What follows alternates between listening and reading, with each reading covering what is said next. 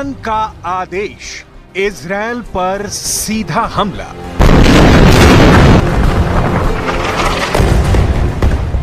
इस वक्त पूरा ईरान इजरायल से भीषण हमला लेने के लिए तड़प रहा है।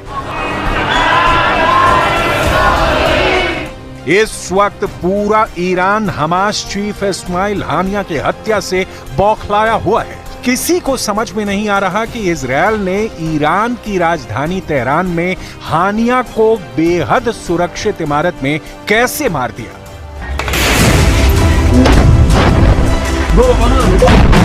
50 साल में ऐसा पहली बार हुआ है कि ईरान के सुप्रीम लीडर अली खामनेई ने इजरायल पर भीषण हमला करने का आदेश दे दिया है।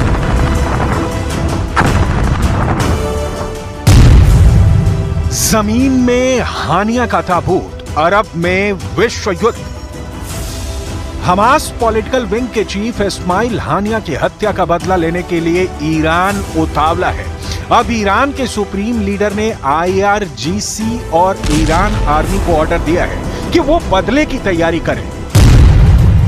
न्यूयॉर्क टाइम्स के मुताबिक ईरान के सुप्रीम लीडर अली खामनेई ने इजरायल पर सीधे अटैक करने का आदेश जारी किया है। सुप्रीम लीडर ने हानिया की मौत के बाद ही कहा था कि इजरायल को हमारे मेहमान को मारने की कीमत चुकानी होगी। हत्या के बाद सुप्रीम लीडर के घर ईरान के टॉप अधिकारियों की बैठक हुई है। माना जा रहा है कि इसी बैठक में बदला लेने का फैसला लिया गया है। ताजा खबरों से लग रहा है कि ईरान इजरायल पर एक बड़ा हमला कर सकता है। न्यूयॉर्क टाइम्स ने 3 ईरानी अधिकारियों के हवाले से खबर दी है और दावा किया है कि ईरान के सुप्रीम लीडर आयतुल्लाह खामनेई ने कहा कि वो हानिया की मौत का बदला लेंगे और इजरायल पर सीधा हमला करेंगे। खामनेई ने यह भी कहा कि हानिया की हत्या करके अपराधी यहूदी शासन ने अपनी सजा का आधार तैयार कर लिया है। हानिया हमारे प्रिय मेहमान थे जिनकी हमारी जमीन पर हत्या कर दी गई। उनका बदला लेना हमारा कर्तव्य है।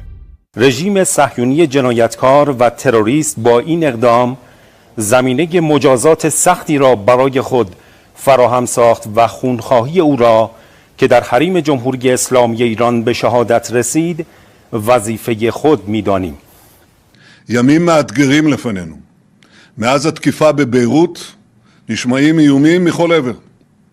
אנחנו ערוכים לכל תרחיש ונעמוד מלוכדים ונחושים מול כל איום. ישראל תגבה מחיר כבד מאוד על כל תוקפנות נגדנו מכל זירה שהיא.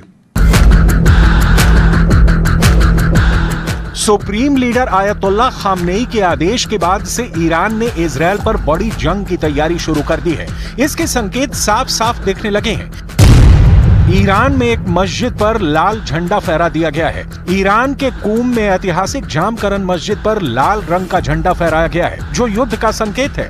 ईरान पहले भी इजरायल पर सीधे अटैक कर चुका है, लेकिन तब उसके सभी रॉकेट्स और ड्रोन इजरायल और उसकी अलायंस फोर्सेज ने रोक दिए थे। ईरान के मिलिट्री कमांडर इसी तरह का इजरायल पर दूसरा हमला करने की तैयारी में जुट गए हैं। खबर यह भी है कि मिलिट्री कमांडर हमले के उन तरीकों को तलाश रहे हैं जिनमें आम नागरिकों की जान न जाए।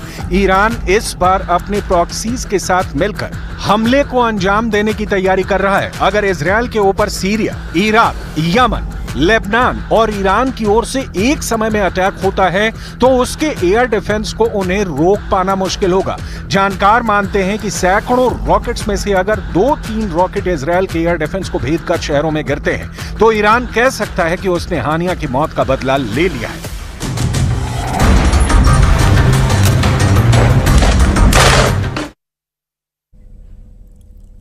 ईरान से तनाव के बीच इजरायल के पीएम नेतन्याहू ने अपने नागरिकों को हाई अलर्ट करते हुए कहा कि इजरायल अपने वजूद की जंग करने जा रहा है। तो वहीं ईरान में उसके supreme leader Ayatollah Ali Khamenei के घर में नेशनल सिक्योरिटी काउंसिल की बड़ी बैठक हो रही है। इससे पहले भी ईरान ने इजरायल से बदला लेने का ऐलान किया था। तब 3 जनवरी 2022 को ईरानी कुद्स फोर्स के शीर्ष कमांडर जनरल कासिम सुलेमानी की हत्या के बाद जामकरन मस्जिद पर लाल झंडा लहराया गया था। ईरानी कमांडर कासिम सुलेमानी को साल 2022 में राष्ट्रपति ट्रंप के आदेश पर जान से मार दिया गया था। कासिम सुलेमानी इराक में एक अमेरिकी एयर स्ट्राइक में मारे गए थे। इसी साल 5 जनवरी को भी मस्जिद पर लाल झंडा लगाया गया था, जब कासिम सुलेमानी के मौत की बरसी पर आयोजित एक कार्यक्रम में जबरदस्त बम विस्फोट हुआ था, जिसमें 80 से ज्यादा ईरानी मारे गए थे। यानी ईरान अब इजरायल से बदला लेने जा रहा है, इसमें कोई शक नहीं रह गया है। तेहरान में ताबूत, इजरायल से मांगे बदला। इजरायल ने हमास चीफ हानिया को मारकर एक तीर से 4 निशाने लगाए हैं। हमास, हिजबुल्ला, हूथी और ईरान, इन चारों को इजरायल ने एक साथ चैलेंज किया है। कुछ जानकारों का मानना है कि इजरायल चाहता है कि लगभग 10 महीने की गाजा जंग में जिस तरह से हमास का लगभग सफाया किया गया है, ठीक उसी तरह से ईरान, यमन, सीरिया, लेबनान में मौजूद बाकी दुश्मनों को भी ठिकाने लगाया जाए, क्योंकि इजरायल जानता है कि दोबारा से अपने दुश्मनों के खिलाफ इतनी बड़ी जंग शुरू करना जरा भी आसान नहीं होगा।